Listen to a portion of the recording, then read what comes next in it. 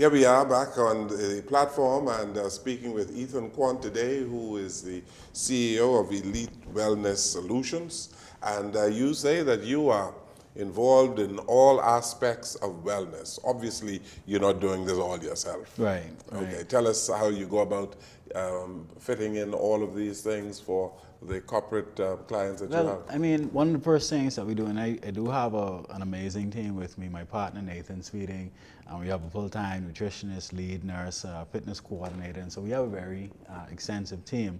But one of the first things that we do is we go into the company and we find out what their specific needs are, because all of the programming that we do is custom designed specifically for the company that we're working with, because just like individuals are different and have different goals and different challenges, companies are no different. You know, each company has its own culture, each company has its own set of challenges, its own way of operating. And so the first thing that we do is we go into the company and we say, okay, well, you know, let's get an appreciation for the profile, let's get an appreciation for what your goals are as a company. As a company, what would you like to see for your employees as far as its wellness is concerned or well-being is concerned? Once we establish the general goals and objectives of the company, the first thing that our company does is we go in and we determine the health status of the entire staff population.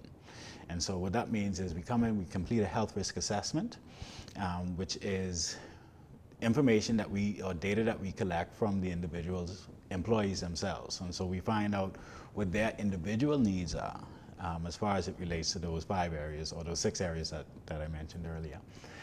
And then we also complete a biometric screening. This is where we get the hard data on height, weight, measurements, body fat analysis, body mass index, blood pressure, glucose. And that's actually how, with those 2 sets of data, then we put every single employee into a health status classification. So we classify each one from the well, that has their own parameters. We have low risk, moderate risk, high risk, and then chronic disease. And the sad part is that every company that we've been working with, like I said, since we started back in 2013, about 80%, on average, about 80% of the employees that we collect the data from falls within high risk or chronic disease. High risk or chronic? High risk. So this, when you're classified as high risk, this means that you have between 1 and 3 known risk factors for non-communicable diseases. So that means that you are either diabetic or pre-diabetic, have high blood pressure, high hypertension, and it's sad because that's just reality. And this is one unhealthy place. Yeah, and it's just what's going on in the behavioral workforce is just reflective of what's happening in the wider population in any event. But like I said, the thing is that we can reverse that. You know, we can get healthy as a country. It's going to be a lot of work, but we have to be able to, first of all, know that we're unhealthy as a country. We have to know and recognize, like you said, that our relationship with food is unhealthy. You know, we have an abusive relationship with food. We have to recognize that us not being our physical inactivity is unhealthy. I remember when I was 306 pounds and I would go shopping at the mall, I would circle around for 15 minutes trying to find the closest spot to the door. Because I wanted to walk as least as possible, you know. I would wait 5 minutes for an elevator because I didn't want to take the stairs. And these are things that are normal. You know, like you said, when I started losing the weight, initially people said, "Quant, you sick, eh? Why are you trying to lose all this weight? You trying to disappear?" I was just trying to get healthy. That's it. And you mentioned food and how important it is not to abuse food. We are living in a particular area of the world where we have we have an American lifestyle. Yeah. And we have a lot of fast food operators in the Bahamas, and there's nothing wrong with running a fast food place. Right. But people have to eat what they eat in moderation. Right. And they have to choose properly, right? Right. So I don't want my fast food operators out there who don't advertise on this program anyhow to get offended. Right. And perhaps they should advertise on this program to show people the kinds of good foods or the good selections that people can get, right, Bianca? Well, you know, what's interesting is that the fast food chains have caught on, and they're offering salads Exactly. and stuff like that now, Right. because the whole world is kind of changing to this. Right, Well, definitely right. the United States Yes, and Canada. yes, And, yes. Right. But the point that I want to make is we have an American way of life, and so we have an American way of death as well. Yeah. That's Okay. that's a good. We are consuming a whole lot of fatty foods and foods that are not good for us. Speak to the food content. Yeah, well, I mean, you have to understand, first of all, I believe that whole notion of you are what you eat, garbage in, garbage out. You are what you eat. Right, garbage in, garbage out. There are certain things that I would not eat. That goes for under any- computers. That doesn't go for human Oh, beings. that's, yeah. There are certain things that I would not allow, I would not allow my body to consume. I don't eat certain things. About 85, 90% of the food that I eat, I prepare myself, okay? The reason I do that is because I know that the only way you can truly control what you eat is if you prepare it yourself, okay? Now, with that being said, you have to understand that for the most part, people eating fast food isn't just about the food. It's about the fact that they say it's convenient. I'm faster, I can get there. They say it's more expensive to eat healthy, which is a fallacy. That isn't true. You know, a lot of Bahamians just don't cook anymore. Right, they don't, and that's the problem. We don't Right. cook anymore. Right. And so we went back to just being a bit more cautious and a bit more intentional with our food selection. And that comes with the education, but we know what to do. We know if we eat more fruits and vegetables, we eat more whole grains, we eat more lean cuts of meat, we know that that's better for us than a deep fried burger and French fries. We know that. But what's happening is that we aren't making that switch. And that's really what we have to talk about, because just like an abusive relationship, the ladies with the guy and he's cutting her backside all the time and everybody knows that she should leave him, but she doesn't leave because she says, I love him. And I've heard Bahamians use that same analogy with food. Well, boy, you know what? I know the doctor said I shouldn't have this, but I love it. And if you love it, let it kill you. And that's the mindset that we have, but we have to change that mindset. So, the Have to fast cut food. back on the starches, eh? Yeah, well, I mean, there's, like I tell people all the time, there's eating healthy is this broad, Mr. Jones. Eating healthy is this broad.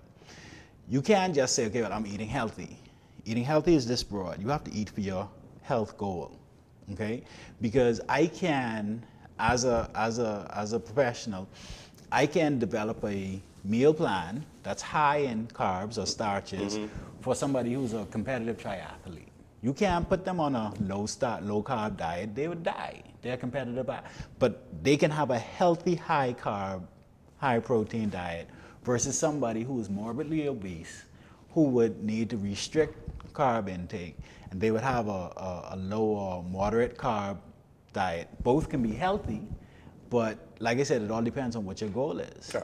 And conversely, you can have people who are addicted to the gym. They exercise a whole lot. Yeah. And they go to the gym or they walk, and you see them walking every day, but yet they consume wrong foods. And not only the wrong foods, but sometimes they eat too much. Right. Well, like I said, I mean, there's a saying that we have in the industry: you can't out-train a bad diet. You can't out-train a bad diet. Right. So eventually what's going to happen is if you're eating bad food or food that's unhealthy or inconsistent with your goals, no amount of training no amount of going to the gym, lifting weights, doing Zumba, doing exercises is going to counteract that. What needs to happen is that you have to have a goal, and your diet, your diet and nutrition, along with your training regimen, along with your sleep cycle, along with supplementation, all of that needs to work in concert for the common purpose of you achieving the goal that you want. Let me ask you, can you consume, you talked about fruits and vegetables. Can you consume too much of that? Too much fruits? Too much vegetables? I mean, too much is relative depending on the person, right? But in the short answer, yes, you can. And too much using as a defining, because fruits, for instance, are high in sugar, right? And so even though it's quote unquote good sugar, fructose is still sugar, and so your body still processes it. And so fruit, and that's why you would have people refer to fruits as nature's candy. My daughter can eat I'd rather, if you're telling me, all right, Ethan, I have a Snicker bar and I have an apple, which one should I have? Of course, I'm going to tell you go with the apple because it's a natural fruit. But the idea is that you should have a balanced nutrition plan that's consistent for the goal that you have set. All right, that's pretty much the base. You should have a balanced program, a balanced nutrition plan that's consistent for the goal that you have set. Okay. So, all right. Elite Solutions would come to JCN, for instance, and interview the employees here, and you would determine the risk factors based on what they say to you. Well, not only based on what they say, but based on the data that we collect from the tests that we run. The tests being, the biometric screening, the blood pressure. They could say that they don't have high blood pressure, but if we check your blood pressure and the machine says it tested high, you got high blood pressure. Right. So you would go into a company and you would do the various tests. Correct. For glucose, for for blood pressure, body fat analysis, body mass index, the whole nine. Body fat analysis? Right. How do you get a body fat analysis? Well, we use, there's actually a machine that we use. And so once we input the stats of the individual, it actually sends an electromagnetic pulse through the body. So very light, it doesn't shock, and it gives us a reading. And so we do all of that, and we're able to bring all of that on site for the company, so the employees don't have to leave the site. Okay, and so you get this machine and you put my information in and you hook me up, and the machine say, boy, that Jones boy is in bad shape. Right. What do you do? From that point, we give everybody, first of all, a individual health status report. So Mr. Jones would get his health status report. He'd say, okay, well, you've been classified as moderate health, and this is what it means for moderate health. And then you would also get an action plan that would guide you towards a healthier lifestyle that you can execute. What normally happens is the company would then bring our company on to actually facilitate a year-long program to improve the health status, what we call a health status migration. And so the idea would be to eventually get everybody to well. And we put that in the context of a 5-year plan to build a culture of wellness. Now, you have a whole lot of people who might be physically fit, but they are emotionally troubled. They have all kinds of issues going on, all kinds of stressors going on. How do you deal with that? Well, one of the things is that within the programming, we offer different workshops and seminars. We also have a pool of industry professionals, counselors, psychologists, psychiatrists, who we bring on for special that we outsource to. So it wouldn't necessarily be that somebody who has deep-rooted emotional issues are going to sit on a couch and talk to Ethan. That isn't going to happen. We have industry, persons, we are partnered with persons who are experts in the field, and so things like that, any deep-rooted, then just like your doctor would refer you to a specialist, we refer you to that person within the program. Okay, all My cameraman is telling me to take a break, and sometimes they stress me out. You think I could fix that? Yeah. All right, okay. Let's take this break here on the platform, and we'll come right back.